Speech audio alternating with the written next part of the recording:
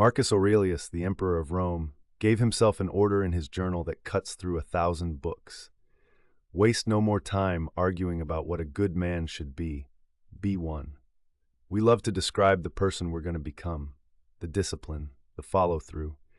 We can paint that better version of ourselves in perfect detail and then go do none of it. Because describing the person feels almost as good as being the person. That's the trap. You do not think your way into a new identity. You act your way in. Here is the perfect proof. At the turn of the last century, the race to build the first flying machine was on, and the favorite was a man named Samuel Langley.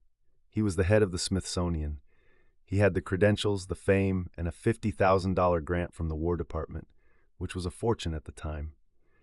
He gave lectures about flight, and in the fall of 1903, his great machine launched off the top of a houseboat on the Potomac River and dropped straight into the water. Twice. The newspapers laughed him out of the room. 9 days later, 2 bicycle mechanics from Dayton, Ohio, with no degree, no grant, and no fame, did the thing. Wilbur and Orville Wright. They had spent years on a windswept beach at Kitty Hawk, building gliders, crashing them, and rebuilding them. They made hundreds of test glides. They built their own wind tunnel to get the numbers right. They machined their own engine because nobody would build one light enough. They funded the whole thing out of a bicycle shop on a budget that was a rounding error next to Langley's.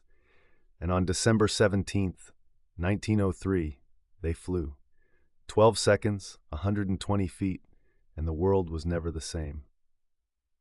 Not because they described flight best, because they built it. Now bring that into today, because the gap between an idea and a built thing has never in history been smaller. You have a business idea? You used to need a team and a year and a pile of money. Today you can sit down with AI tonight and have a rough first version by the weekend. A draft, a prototype, a working sketch of the thing. The planning was never the hard part. The starting is.